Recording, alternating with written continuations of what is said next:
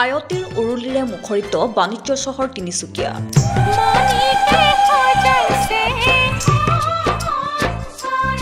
ৰভাতলিত একেলগে বহিল 255 জোৰা দৰা কইনা। ৰাইজক সাক্ষী কৰি হাত জনাবলৈ এখন যুৱক যুৱতীসকল।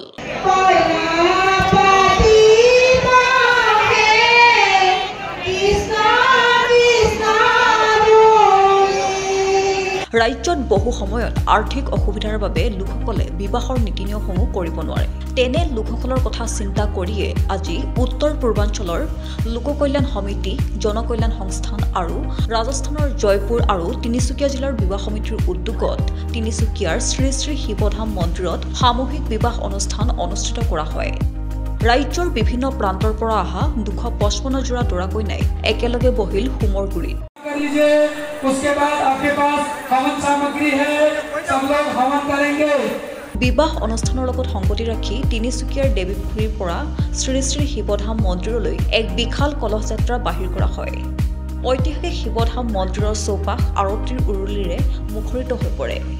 উক্ত বিবাহ অনুষ্ঠানত অতিথি হিচাপে উপস্থিত থাকে তিনিচুকীয়া সমষ্টিৰ বিধায়ক সঞ্জয় কিষাণ, উদ্যোক্তা সমিতিৰ সভাপতি কাজল গোহাঁইকে ধৰি অন্যান্য ভাৰতীয় জনতা পাৰ্টিৰ দলীয় কৰ্মীসকলো। মই উত্তৰ পূৰ্বাঞ্চল লোক কল্যাণ মঞ্চক অন্তৰ সৈতে ধন্যবাদ জ্ঞাপন কৰিছোঁ। তেখেতসকলে এই বিশাল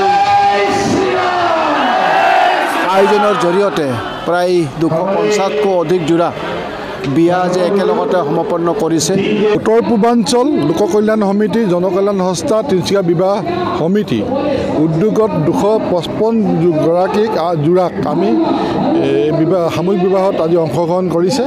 এটা সুন্দৰ পৰিৱেশ, সম্পূৰ্ণ হিন্দু সনাতনীৰ পৰম্পৰাই এই বিবাহখন অনুষ্ঠিত হৈছে।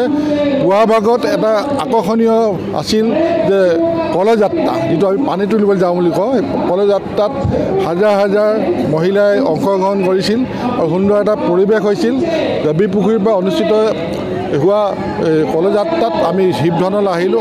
অহাৰ পিছত মাংগলিক কাম আৰম্ভ হ'ল। মাকুমৰ পৰা ৰাতুল ডেকাৰ ৰিপৰ্ট, PB সংবাদ।